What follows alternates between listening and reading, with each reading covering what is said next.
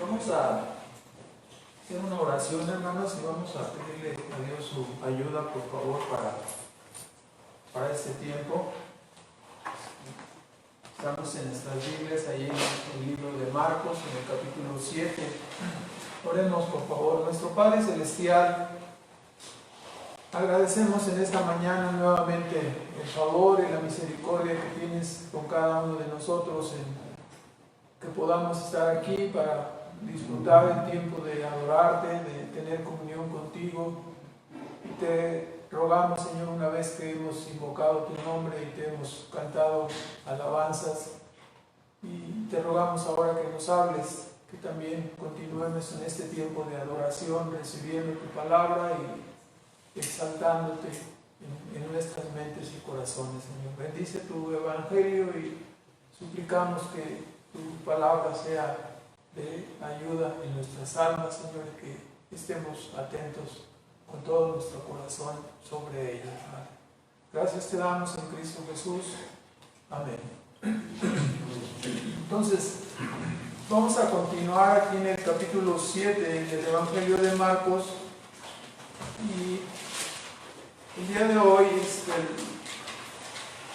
vamos a ver este tema en el capítulo 7, tocante a las tradiciones y tocante a la palabra de Dios que es aquí confrontada. En realidad, sin lugar a dudas debemos decir, hermanos, que toda la Escritura es la palabra de Dios, y una de las manifestaciones de rebeldía contra Dios es el hecho de que las personas no acepten la supremacía de esta palabra, que no acepten la supremacía de la palabra de Dios. El diablo se opuso a ella, no aceptando su condición y queriendo ser como Dios. Ya en el jardín del Edén desafió los conceptos dados por Dios y tentó al hombre a redefinir la vida, a redefinir los conceptos y a redefinir el concepto el significado de la vida. Y en este pasaje de Marcos 7 que estamos para empezar, vemos que el pueblo de Dios había abandonado la palabra de Dios para imponer las tradiciones y para imponer los mandamientos del hombre. Este es el tema que está aquí.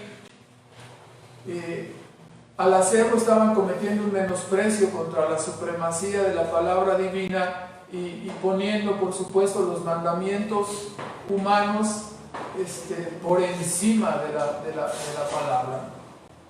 Y la pregunta es, ¿acaso será mejor la sabiduría humana que la sabiduría divina? ¿Desde cuándo es mejor la palabra del hombre que la palabra de Dios? Pablo dijo en 1 Corintios 1:25, dijo, lo necio, lo loco de Dios, que no hay ninguna cosa ni necia ni ninguna cosa loca en Dios, pero él dijo, lo necio, lo insensato de Dios es más sabio que los hombres. Si hubiera algo insensato, ¿no? Que no lo hay. Y por supuesto que lo que tenemos aquí en primer lugar, entonces, debemos notarlo. Del versículo 1 al 5, en el capítulo 7 de Marcos, tenemos una controversia entre los escribas y fariseos que habían venido desde Jerusalén y que eran enemigos de Cristo, enemigos de Dios, y ellos vinieron enarbolando el argumento de la tradición, y Cristo lo vemos como el defensor de la palabra, ¿no? El defensor de aquel viejo principio que hemos aprendido, ¿no? Que la Biblia, la palabra de Dios, es nuestra regla, nuestra norma de fe y práctica. Y aquí estamos viéndolo precisamente en esa defensa. Si nosotros recordamos, retrocedemos ahí al capítulo 2 y 3, Cristo ya había tenido una controversia con los escribas y fariseos, y ellos, ¿se acuerdan ustedes? Se molestaron porque le dijo a aquel hombre paralítico, hijo, tus pecados te son perdonados. Y dijo, ¿quién eres tú para perdonar pecados? Era el Hijo de Dios, ¿no? Era Dios perdonando pecados, no podían oponerse a ello. Dice, para que vean que puedo perdonar pecados, a ti te digo, levántate, ¿verdad? Después la controversia se centró en el hecho de que lo vieron comer juntamente con sus discípulos y estaba comiendo con publicanos, ¿no? Y pecadores, y lo censuraron. Y recuerdan ustedes, la controversia acabó cuando él dijo, bueno, los enfermos son los que tienen necesidad de médico, ¿no? Entonces, la siguiente controversia fue sobre el ayuno. Dice, ¿por qué nosotros y los discípulos de Juan ayunan y tus discípulos no ayunan? Dice, bueno, está aquí el esposo, ¿quieres que estén en tristeza cuando está el esposo presente? Y la otra controversia fue sobre arrancar espigas en sábado, que ellos le llamaban trabajar, y finalmente el hecho de que sanó a un hombre de la mano seca en sábado, y el argumento era, ustedes se les cae un animal en un hoyo y lo sacan, entonces no vale más el alma de esta persona para librarlo. Y así entonces finalizó la controversia en el versículo 6, dice que 3:6 de Marcos, los fariseos se enojaron y tomaron consejo con los herodianos contra él, dice, para matarle. Aquí se nos hace curioso, ¿no? La controversia que vamos a ver ahorita termina en el versículo 24, 7:24, dándonos cuenta que ahí dice, después de que terminó la discusión en esta controversia, se levantó de allí y se fue a los términos de Tiro y de Sidón. Y esta parte, ya ven que más adelante dice que se estaba escondiendo. Esta parte fue como un retiro, ¿no? Después del segundo año, cuando ya estaba en la cúspide de la popularidad y sus enemigos querían destruirlo, querían matarlo. Entonces él o iba a la parte donde gobernaba Felipe, o iba a la parte norte, ¿no? Fuera del ámbito de Antipas, fuera del ámbito donde pudiera ser alcanzado por los escribas y fariseos, ¿no? Entonces, pero veamos la controversia. Entonces, la controversia es sencilla de entender. Se trata de una tradición que era lavarse las manos en sentido ceremonial, una tradición establecida por los fariseos, especialmente por los escribas y fariseos, y el hecho que vienen a él con la pregunta en el versículo, véalo usted por favor, versículo 5, dice, le preguntaron los escribas, ¿por qué tus discípulos no andan conforme a la tradición de los ancianos? La pregunta o la acusación no era sobre algún pecado que él tuviera o sus discípulos, sino por el hecho de decir, no están respetando la tradición. Y no había transgresión a algún mandamiento dado por Dios, era una tradición. Dice, comen pan con manos comunes, con manos inmundas, con manos no lavadas. Y es obvio que, bueno, aquí hay en el versículo 3 y 4 una explicación también de parte de Marcos que nos muestra, ¿no? Ya lo hemos platicado esto. Estos versículos que aparecen en la versión antigua como una explicación parentética, una explicación entre paréntesis, versículo 3 y 4, es una aclaración que está haciendo Marcos para sus oyentes gentiles, porque les está diciendo, porque los fariseos, está hablando de la controversia, y dice, porque los fariseos y todos los judíos, teniendo la tradición de los ancianos, si muchas veces no se lavan las manos, no comen, y volviendo de la plaza o del mercado, si no se lavaren, no comen, y otras muchas cosas hay que tomaron para guardar las lavaduras de los vasos. Esta palabra es muy interesante, la estudiamos cuando hablábamos del bautizo, porque en realidad dice, como los bautizos de los vasos de beber y de los jarros, ¿no? Porque la palabra quiere decir sumergirlos en el agua. Ahora entonces, y también habla de los jarros, de los vasos de metal y de los lechos. Estos hombres tenían la costumbre, ¿no? De limpiarse, de lavarse, y cada que salían, se iban al mercado y regresaban, consideraban que su contacto con el mundo, en este caso, por agarrar cosas, ya estaban no contagiados de COVID, ¿no? Sino estaban inmundos.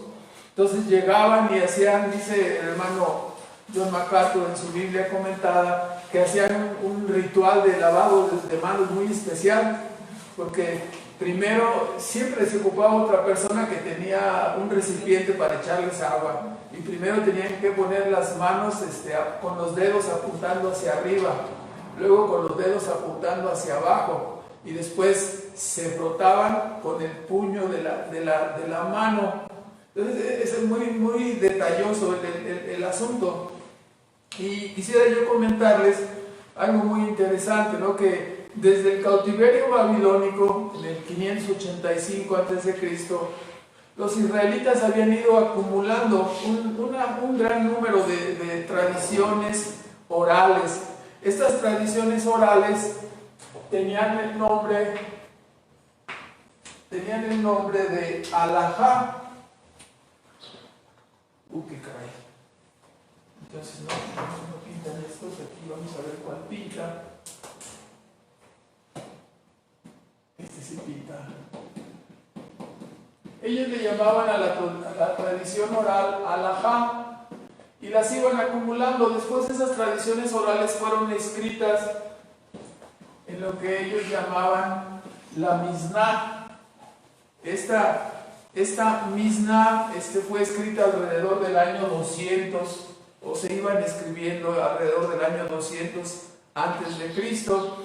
Y lo que trataban estas tradiciones ya escritas, podemos conocerlas hoy en día, tenían varias secciones. Hablaban sobre las semillas, sobre las fiestas, sobre las mujeres, sobre los perjuicios y los daños que ocurrían, sobre las cosas consagradas o cosas santas, y claro, hablaban también sobre los lavamientos, ¿no? Había una sección que hablaba sobre los lavamientos. Después esta tradición escrita se completaría con otra que se llamaba Gemara, que estas fueron hechas para completar, y toda esta tradición se acumula en lo que ahora conocemos como el Talmud, y están ahí escritos, y son comentarios e interpretaciones de la ley y de los profetas. Hay dos Talmudes, el Talmud babilónico y el Talmud de Jerusalén. Entre estos dos documentos que los estudiosos de la palabra consultan, ¿no? para ver cuál era el sentido que los fariseos daban, y hay cosas increíbles que te puedes encontrar ahí. Entre estos documentos, los estudiosos anotan que hay probablemente alrededor de 6,000 mandamientos que habría que cumplir, ¿no? Entonces, pues para acordarse de ellos, ¿no? ¿Sabes?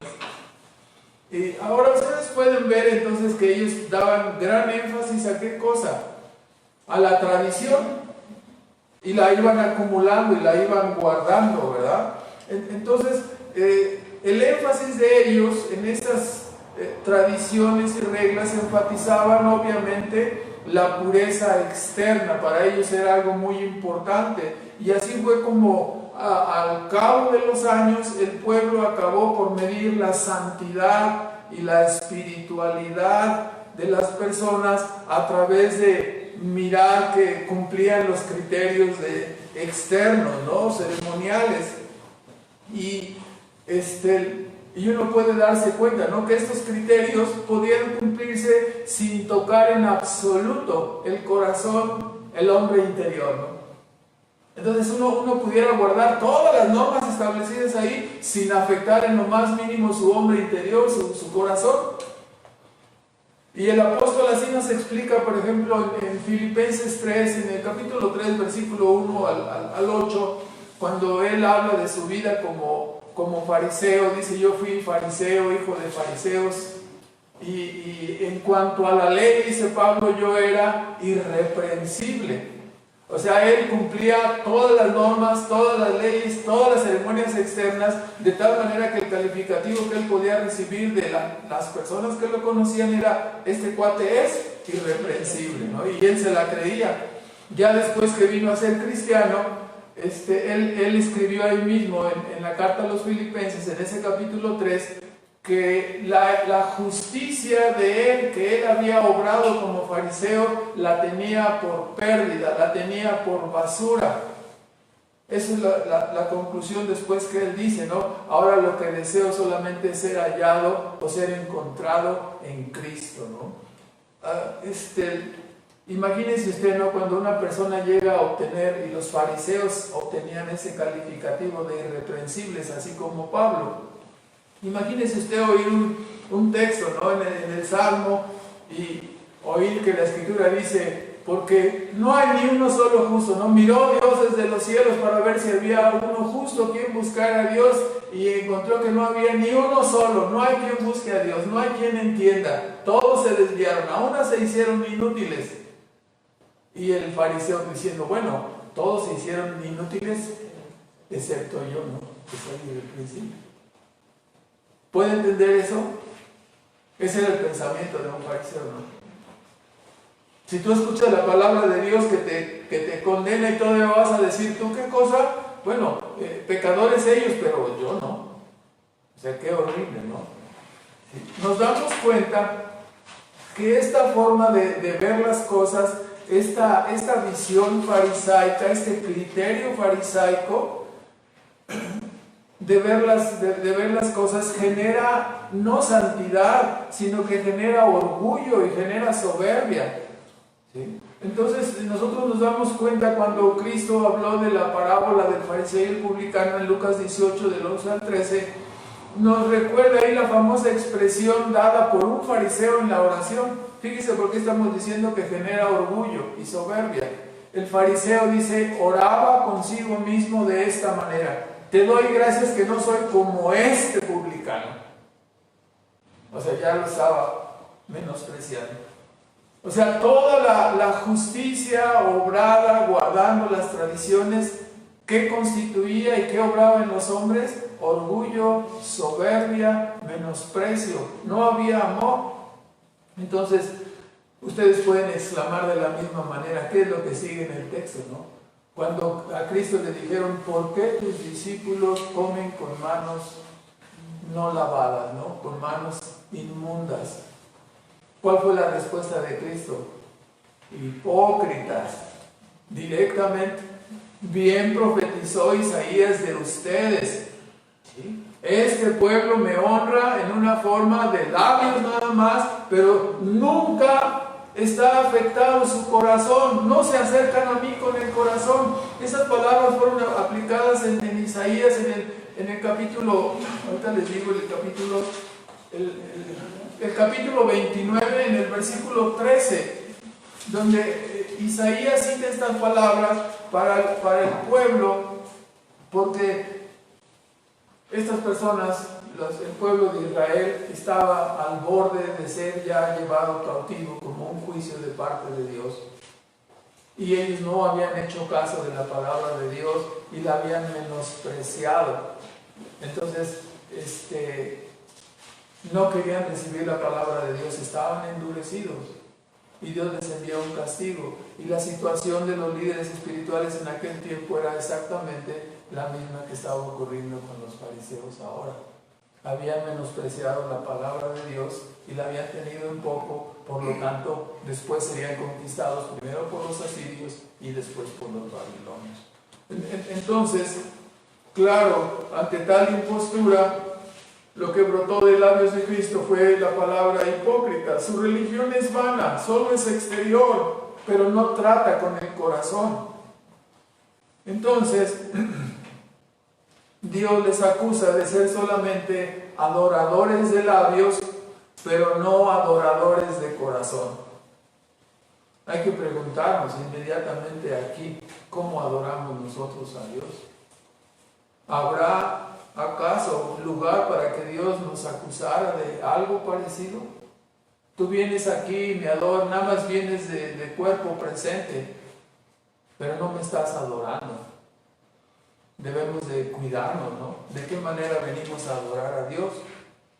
Ahora, quiero que ustedes noten, cuando menos 3 graves pecados que estaban cometiendo este criterio farisaico. En el versículo 7 dice: en vano me honran enseñando como doctrinas o como palabra de Dios, la doctrina verdadera, la palabra de Dios, el modelo bíblico, enseñando como doctrinas el patrón bíblico.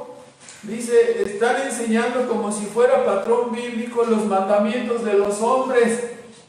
O sea, están elevando el lavamiento de manos a un nivel como si Dios hubiera mandado ese lavado de manos.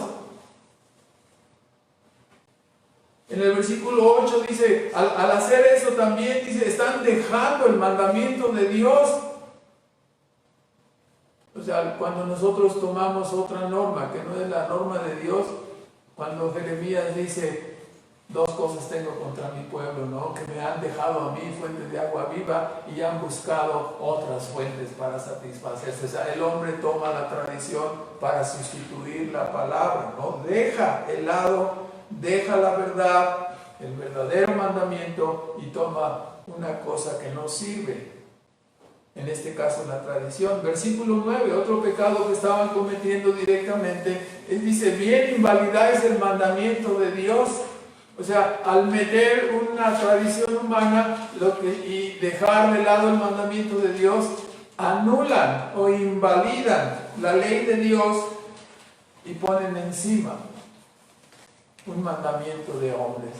¿Qué es lo que todo esto significa? Al principio en la introducción dijimos, ¿no? La oposición a la palabra de Dios manifiesta la rebeldía de los seres humanos en contra de Dios mismo.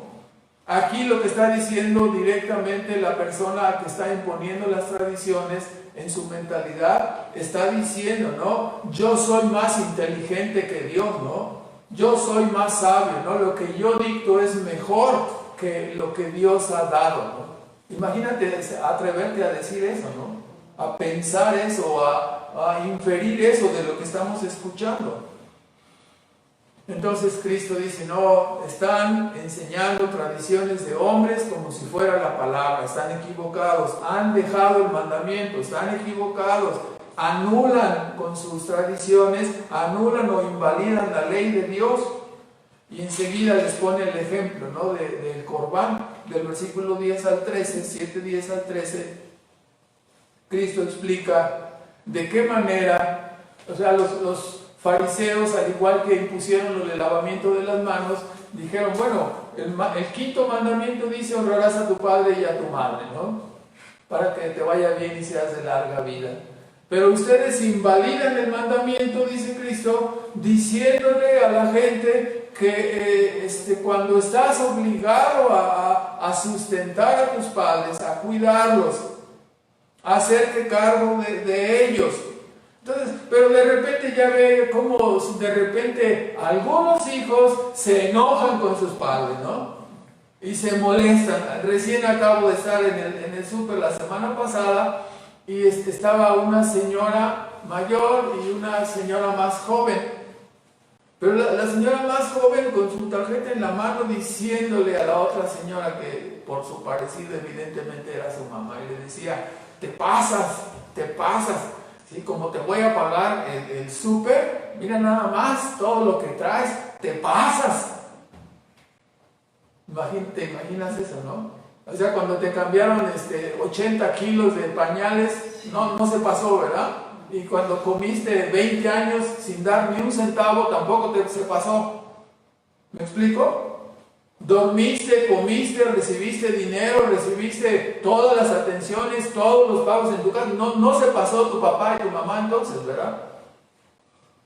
¿Me explico? Imagínate diciéndoles, o sea, algunos hijos no entienden este deber, ¿no? Y entonces los fariseos, en lugar de decirles, no cumplan el mandamiento que Dios dice, ¿no? Para redarguirles, lo que dijeron, no, si tú declaras tus bienes o declaras tus propiedades como corbán, como cosas consagradas a Dios y cosas que solamente se van a usar para servir a Dios, ya eres libre, ya puedes dejar, ya dejas a tus papás como queden.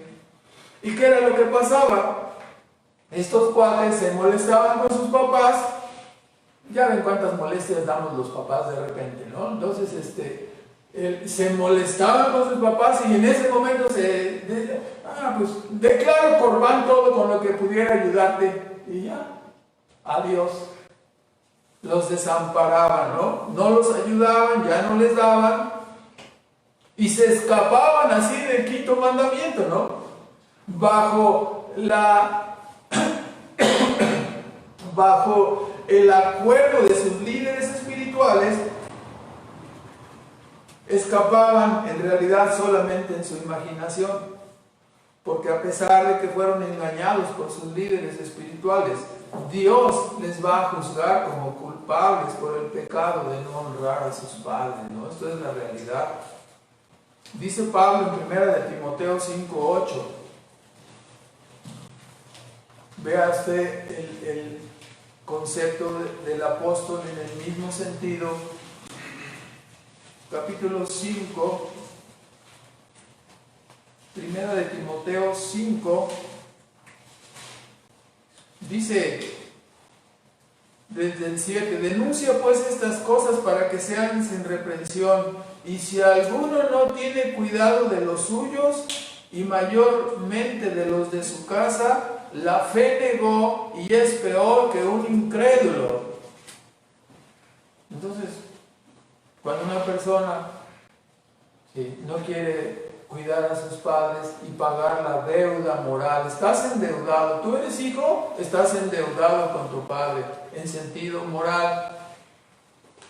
¿Por qué? Porque él te cuidó, te bañó, te cambió, te dio ropa, te dio zapatos, te dio tenis, te dio poquitas vacaciones o nulas vacaciones, pero te sacó cuando menos aquí a que te bañaras en una alberquita. ¿Me explico? Dios les juzgará como culpables, ¿no? Si no responden en esa deuda moral. Evidentemente, entonces, cuando viene Cristo y les dice, no, ustedes están invalidando el mandamiento que es más elevado para dar lugar a este, en lugar de ser líderes espirituales que estén dirigiendo a estos oyentes, ¿no? Al pueblo de Israel hacia Dios, lo están apartando y además le apapachan en la espalda. Qué terrible, ¿no? Evidentemente la respuesta de Cristo a estos fariseos exhibe la gran sabiduría y la profundidad del mandamiento divino de honra a tu padre y a tu madre. Interpretado correctamente, no hay forma de evadir la responsabilidad que como hijos tenemos de velar y de cuidar a nuestros padres. Y como ya estoy diciendo, hoy en día para muchos hijos sus padres representan quizás una carga, representan un estorbo. Se olvidan que delante de Dios tienen esa deuda moral para pagar a sus padres. Si nosotros como hijos cumpliésemos esta norma, no habría necesidad de asilos, ¿verdad? No habría necesidad de que hubiera ancianos tirados por las calles o ancianos pidiendo caridad, ¿no? Esto es porque sus hijos les han descuidado. Esto es porque sus hijos no tienen cuidado de ellos, ¿no? Se olvidaron de la deuda. Peor que un incrédulo, dice, peor que un incrédulo. Imagínate si nos jactamos de ser cristianos y no hacemos este mandamiento, estamos equivocados. La respuesta de Cristo exhibe también el pecado de los líderes espirituales y la gran maldad del corazón humano. Esos líderes espirituales, en lugar de guiar a las ovejas a los pastos de la palabra, los condujeron a guardar las tradiciones. Entonces, ¿qué clase de guianza es esa, no? Este cambio condujo a sus ovejas a la soberbia y al autoengaño, porque fíjense bien, a la soberbia porque les hacía decir, yo estoy cumpliendo, soy irreprensible, ¿no? Y el autoengaño porque al cumplir la tradición se sentían ellos obedientes y cumplidores. Pero la realidad es que estaban, ¿qué? Autoengañados. ¿Sí? Como dijo Cristo, ciegos, guías de ciegos. Los dos se van a caer en el hoyo, ¿no? Los líderes espirituales y los seguidores en realidad eran culpables y transgresores delante de Dios por dejar desamparados a sus padres. Usted puede imaginar ¿Cuántos hijos, amparados por la dispensa de la tradición, cuántos hijos descuidaron a sus padres por esa dispensa? Dios les va a reclamar a esos líderes, ¿no? Por haber permitido y enseñado a esos hijos a desamparar a sus padres, ¿no? Evidentemente la respuesta de Cristo confrontaba a estos hombres. Ellos estaban condenando a los discípulos por transgredir una tradición humana, pero Cristo les acusa de transgredir la ley divina. ¿Qué será más grave? ¿Qué sería más grave? ¿Comer con manos inmundas o abandonar a los padres? Usted haga el juicio. ¿Qué es más grave? Encontramos a este padre comiendo con manos inmundas y a este otro que abandonó a sus padres. Tú eres el juez. ¿Qué es más grave? ¿Tener las manos impuras o tener un corazón podrido? Tú dime. Un corazón carente de amor.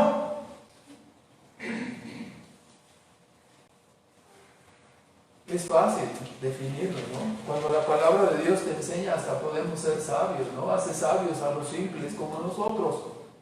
A continuación vemos la parte final del capítulo 7, referente desde el versículo 14 al 23, referente a este tema, y vemos la naturaleza de la verdadera limpieza del pecado y la verdadera espiritualidad. Nos vamos a fijar en ello ahora como tercer punto, la naturaleza de la verdadera limpieza, ¿no? y de la verdadera limpieza del pecado y de la verdadera espiritualidad. Con las ilustraciones dadas por Cristo respecto a comer con manos impuras y el ejemplo del Corbán, ha quedado claro que los criterios farisaicos no sirven, ¿verdad? No nos ayudan para definir esto. ¿Sí? No nos ayudan para definir lo que es santo y lo que es inmundo. O sea, sería como ponerte un antifaz en lugar de lentes para ver mejor, ¿no? Ellos serían capaces de absolver al que abandona a sus padres y condenar al que regresa del mercado y come con las manos sin lavar, ¿no? Así que es mejor que escuchemos lo que el propio Cristo dice al respecto. Note que Cristo mismo llamó a la multitud, versículo 14, llamando a toda la multitud les dijo, oídme todos y entended. No quería que pasaran por alto. Nunca puedes poner más elevado las tradiciones que la palabra de Dios y quedar impune, ¿no? Cuando condenamos a la iglesia común, cuando condenamos sus prácticas y todo eso, y nos enojamos a veces desde el púlpito declarando sus maldades, es por esta razón. No lo puedes hacer. Muchas almas están detrás de la espalda de todas esas personas. Cristo mismo llamó a todos y los exhibió a estos escribas y fariseos. Llamó a la multitud y comenzó a dar la explicación que debemos oír con mucho cuidado. No hay nada, dijo Cristo, de lo que tú comas que entre a tu cuerpo que te contamine. Entiéndelo de una vez, nada. Nada de lo que comes te puede contaminar, ninguna cosa. Puedes comer tacos de carnitas, tacos de moronga, tacos de escamoles, tacos de chicatanas, de hormigas, cualquier otro insecto empanizado o frito. No va a pasar nada, no te contamina en ningún sentido. Y es que ahora con la televisión vemos que se celebra el mundial en un lugar, en otro lugar, y vemos como cuando estuvieron ahí en China, ¿no? Que nos enseñaban cómo se comían los escorpiones empanizados ahí fritos, cucarachas enchocolatadas. A nosotros nos parece increíble, ¿no? Pero ellos decían, están bien ricas, y se las comían. Entonces, tú puedes comer cualquier cosa de estas, nada de esto se te cuenta como pecado y nada de esto te contamina. No pecas al hacerlo. ¿Me explico? Dice, no, es que olí la moronga y cómete la moronga si te gusta. A mí en lo personal no me gusta.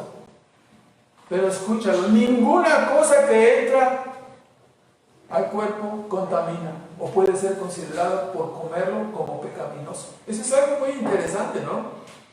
Porque hay algunas personas que no siguen esta regla. La regla de Cristo es que no es lo que entra lo que contamina, sino que es lo que contamina, dice, lo que sale.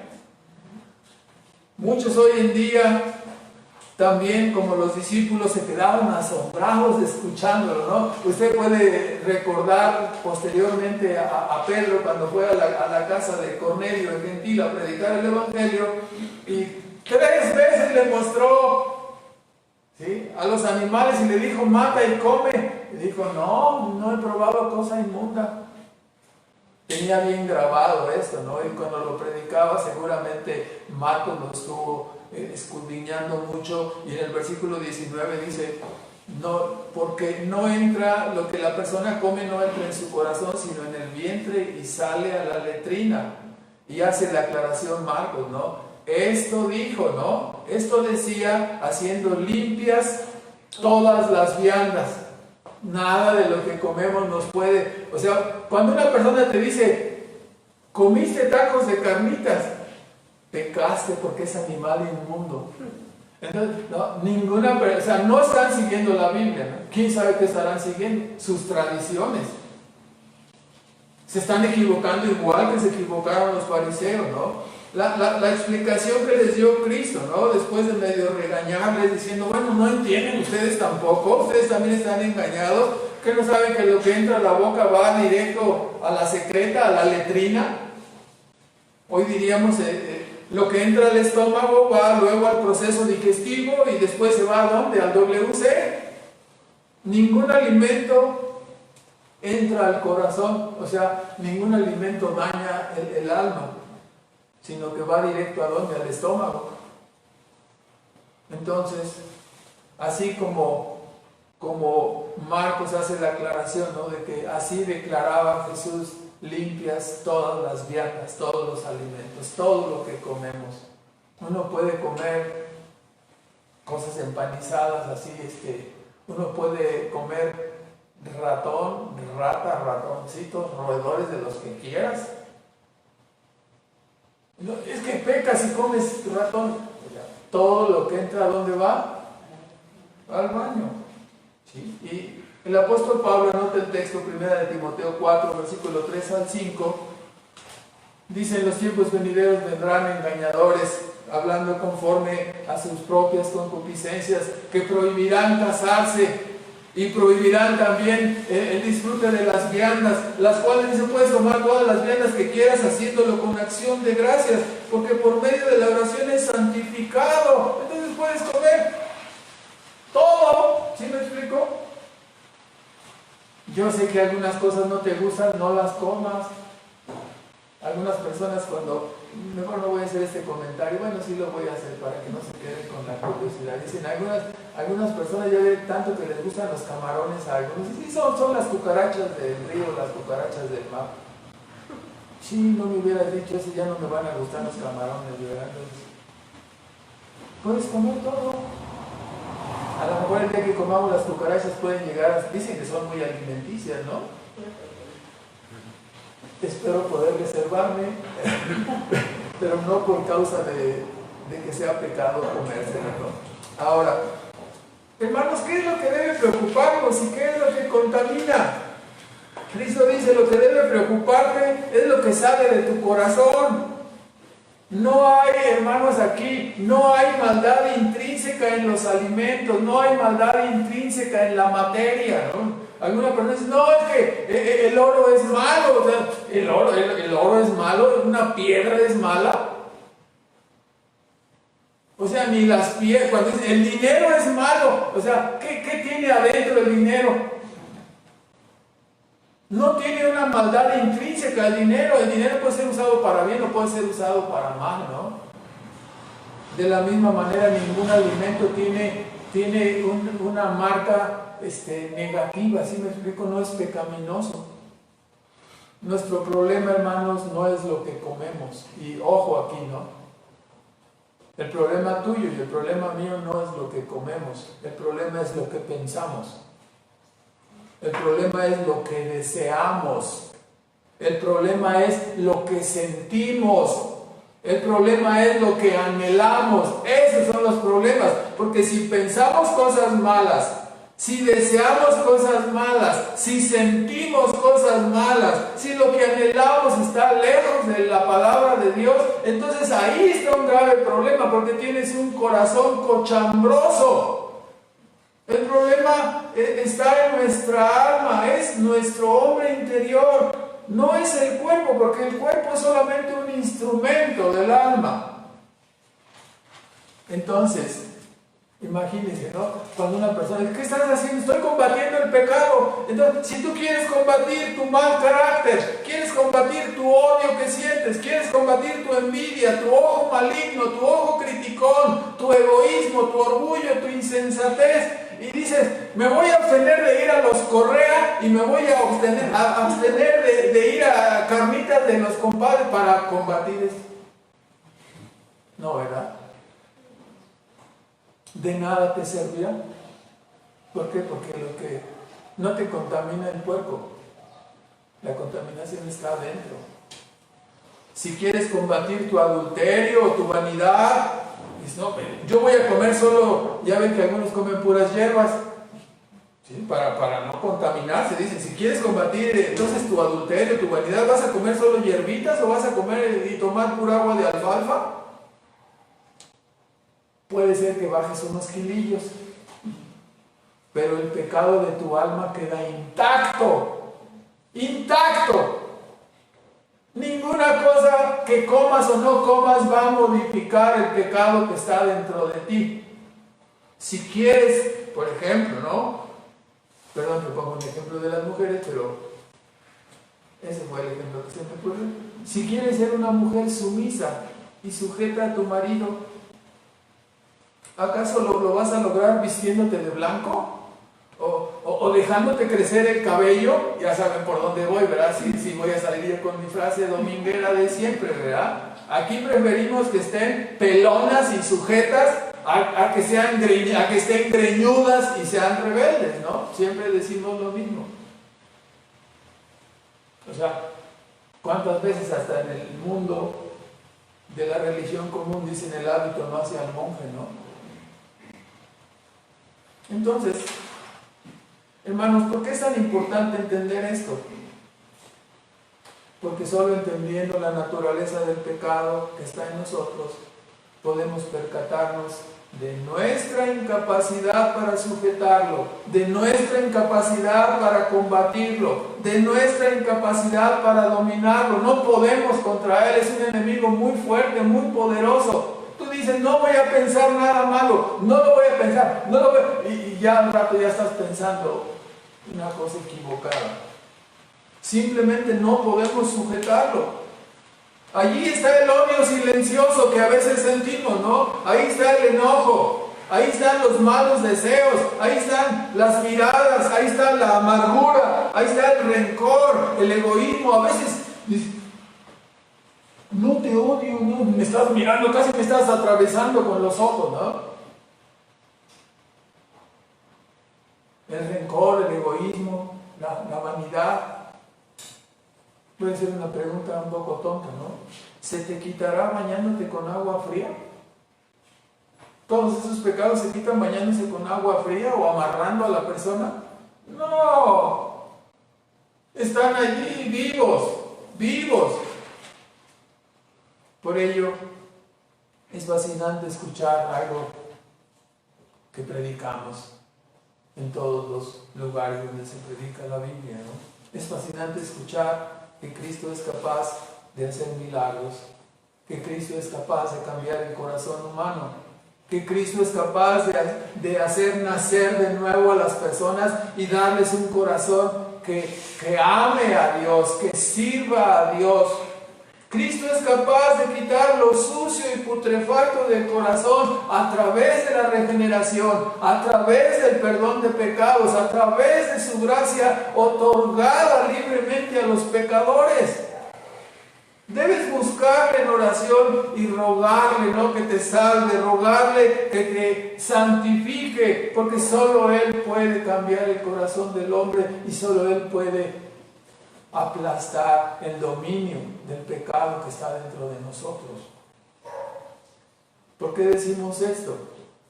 Porque si tú sales de este mundo a comparecer delante de este Dios Santo, Él es el juez justo y Él ha dicho que de ninguna manera tendrá por inocente al malvado. Entonces, como tu corazón está lleno de pecado, tu fin será la condenación eterna en el infierno. Por eso te decimos que busques a Cristo, que busques a Dios, búscale, escapa por tu alma. Solo a Él ha señalado Dios para salvar. Hoy está de moda lo que llaman como eclecticismo, ¿no? Que todas las personas dicen, no, es que a ti te parece bien ese camino, respétame porque yo sigo otro camino, ¿no? Yo creo en Buda, o yo creo en Krishna, o yo ni creo en nadie, yo solito, déjame, yo quiero seguir ese camino, ¿no? O sea, el único camino autorizado para entrar al cielo es Cristo. Esto es algo terrible, ¿no? A las personas no les gusta oírlo, les molesta. Pero Cristo dijo, ¿no? Yo soy el camino y la verdad y la vida y nadie viene al Padre si no es por mí. La puerta de escape, la puerta de salvación que hay para este mundo solamente es Cristo. La iglesia ha sido privilegiada dándonos ese mensaje para predicarlo a los pecadores para que vengan a la salvación. Dios no justifica a nadie por sus obras. Dios no salva a nadie a través de méritos personales. Tan solo podemos ser salvos si recibimos esa gracia que Dios ha señalado solamente en la persona y en la obra de Cristo. Fuera de Él, fuera de Cristo, no hay aceptación de nadie. Entonces, es algo fuerte, ¿no? Pero así es. Esta es la verdad de la Biblia. Quisiera terminar con algunos comentarios. ¿Va bien ese reloj? Sí, ¿verdad? En primer lugar, hoy en día debemos fijarnos porque quizás pudiéramos estar cometiendo el mismo pecado como los fariseos, ¿no? De fijarnos solamente en lo de afuera, no de estarnos fijando en lo de las manos, pero no estaríamos cometiendo el mismo pecado si venimos y escuchamos la palabra, pero no nos autoexaminamos, es decir, no tratamos con nuestro corazón. Sería otra forma de fariseísmo, ¿no? Venimos, escuchamos y ya nos vamos a nuestra casa felices, ¿no? Y no tratamos con nuestro corazón. Hay que decirlo, no importa nuestra edad. Preguntamos, ¿acaso agradaremos al Señor si solamente nos bañamos y nos vestimos adecuadamente? Aunque algunos solamente creo que se bañan el sábado, ¿no? Pero ¿le agradaremos al Señor si solamente nos bañamos y nos vestimos adecuadamente? Y al mismo tiempo seguimos permitiendo la codicia, la avaricia, la amargura, el odio, la envidia en nuestros corazones. ¿Le agradaremos? No nos equivoquemos. El cristianismo verdadero es el que trata con el corazón y no solo con las formas externas, ¿no? Trata con el corazón.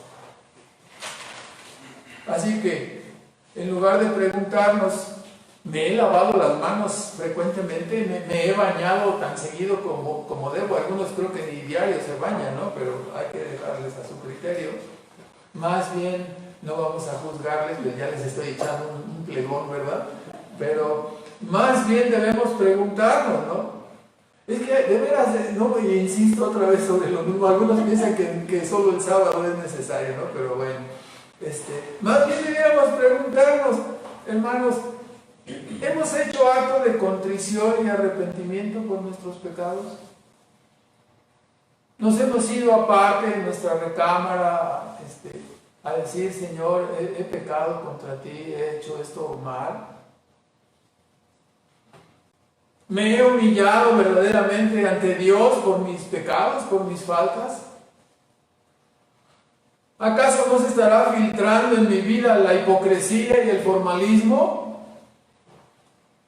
Recordemos la advertencia de Lucas 1, ¿no? Dijo Cristo a sus discípulos, guardaos de la levadura de los fariseos, que es que ellos pensaban que el pan, no, guardaos de la levadura de los fariseos, que es que la hipocresía. Lucas 12:1. Recordemos la advertencia. Hermanos, en ocasiones algunas personas quieren culpar a las iglesias, y lo voy a decir de esta manera, ¿no? Dicen, no, es que hay mucha hipocresía ahí, y quieren culpar a las iglesias, y lo voy a decir de esta manera. Efectivamente, cuando muchos creyentes de una iglesia se contagian de hipocresía, sus reuniones son frías y mortíferas, ¿no? Necesariamente. Pero hemos de decir que este mal de la hipocresía, ¿dónde comienza? Comienza personalmente. No comienza en la iglesia, comienza personalmente. No es la iglesia, es la persona. ¿Quieres saber algunos síntomas? Aunque no es el tema ahorita, no hemos tratado ese tema en otras ocasiones. Pero el espíritu crítico, el espíritu juzgador, el espíritu comparativo, el espíritu farisaico, ¿no? Yo hago y los demás no hacen. Ese espíritu crítico, juzgador, comparativo, orgulloso, soberbio, es síntoma de esa enfermedad, ¿no? Hermano, si usted abandona la oración, si usted abandona la lectura toda la semana y luego quiere venir al culto y que el culto arda, eso no es posible, ¿verdad? Necesitamos ser fieles y ardientes cada día, toda la semana, para que el domingo tengamos fuego. ¿Me explico? Quiera Dios que seamos culpables de incendiar espiritualmente una iglesia, ¿no? Y quiera Dios que nunca seamos culpables de apagar el ánimo de una iglesia, ¿no? ¿Me explico? Mejor que seamos culpables de incendiarla, pero no de apagarla, ¿no? En segundo lugar, un principio que debemos aprender y que nunca será suficientemente mencionado, es que el cristianismo es una religión ¿de qué, hermanos? De corazón. Es una religión de corazón. Dijo el proverbista, ¿no? Dame, hijo mío, tu corazón. Sobre toda cosa guardada, Proverbios 4:23, guarda tu corazón porque de él mana la vida.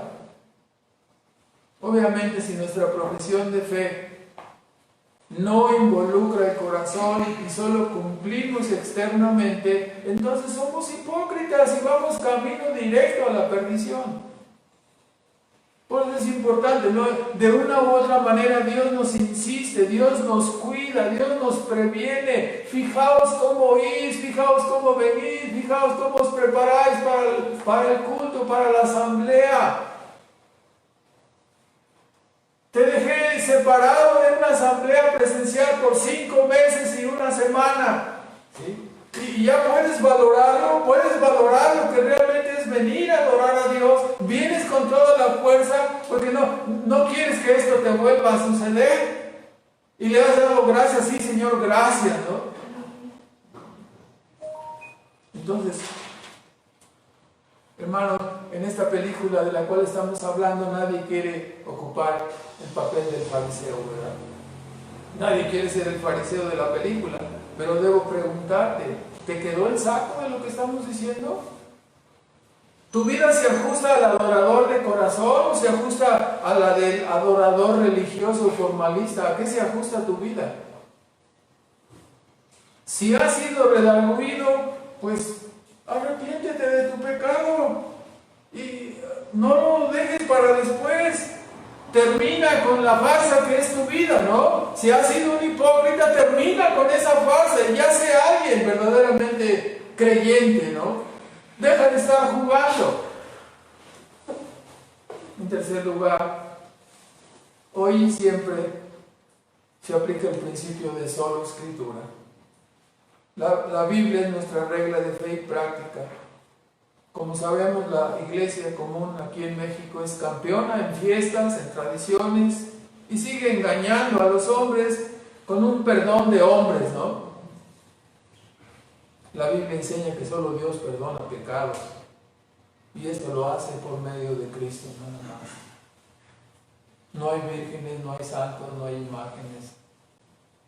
Qué tristeza, ¿no? Que los responsables y líderes sean culpables de la condenación de millones y millones de personas. no habrá evangelio en el infierno, ¿no? El evangelio está aquí ahora. La oportunidad de arrepentirse y salir de ese engaño es ahora. Igualmente, muchos grupos evangélicos han introducido tradiciones en sus cultos, han introducido la adoración mundana, ¿no? Que llama más al baile y hay cumbia, la cumbia cristiana y se empiezan a así cosas de esa. Su adoración no invita a la reverencia, sino que su adoración invita a moverse, a bailar, ¿verdad? Algunas iglesias evangélicas han introducido prácticas evangelísticas como la toma de decisión, ¿no? Para salvación, según esto, y llamamientos al altar. Todas son tradiciones evangélicas. Cuando hablábamos de ese tema, una persona me dijo en una ocasión, un pastor, un grupo de pastores, me decía, pero es que eso es lo que siempre ha hecho toda la denominación, siempre hemos hecho eso mismo, las campañas y todo, entonces, ¿qué vamos a hacer ahora? Digo, pues enséñame la Biblia, ¿sigues la Biblia o no la sigues? Pues enséñame la Biblia, ¿dónde está tu forma de evangelizar? Enséñame un versículo que diga toma tu decisión por Cristo, enséñame un versículo que diga pásale al altar, enséñame un versículo donde diga que el hombre tiene libre albedrío, ¿no? Que no está dañado su mente, su corazón y su voluntad. No están, todos los versículos en la Biblia dicen que el hombre está perdido, muerto en delitos y pecados, y que si la gracia no le alcanza no puede ser salvado, ¿no? Pero ellos han introducido sus tradiciones. Dicen que son tradiciones evangélicas. Muchas tradiciones han sido introducidas en las iglesias, como yo he visto grupos que celebran, ¿no? Desfile de modas cristiano, ¿no? Noche mexicana cristiana. Una disco para los jóvenes, para que no se vayan al mundo, hacen una disco cristiana, ¿no? Para que estén allí. Entonces, le meten el mundo ahí mismo, ¿no? Para que ya no. Debemos tener cuidado, hermanos, con todas estas cosas, que nuestra obediencia y nuestra adoración siempre tengan sustento en la Escritura. Si vemos que en la asamblea algo se está haciendo fuera de la Escritura, entonces debemos decir, hermanos, aquí esto no está bien. Ahora, obviamente no nos estamos metiendo con toda la idea de introducir, no estamos en desacuerdo con el teatro, estamos en desacuerdo que metan el teatro a la hora del culto, ¿no? O el cine. O sea, la forma de adoración, la liturgia de adoración es una, ¿no? Invocamos a Dios en oración.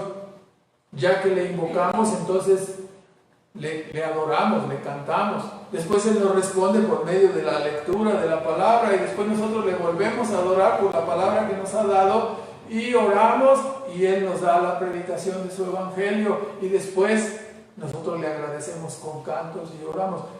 El culto es una relación de comunión con Dios, entre Dios y su iglesia. Esa es la liturgia o sea, si tú introduces otra cosa, y ahora vamos a pasar a los niños de 5 años y ahora a los de 7, y ahora y estos que fueron ahí para que platiquen. O sea, hermanos, la reunión de la iglesia es de adoración.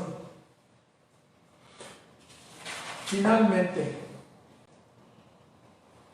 hermano, no te hace más espiritual tu ropa o el tamaño de tu cabello, ni que no comas carnitas. Solamente te hace más espiritual tu actitud nueva hacia Dios, tus pensamientos, tus deseos hacia Dios. Somos aceptos siempre, hermanos, por la justicia de otros, por la justicia de Cristo.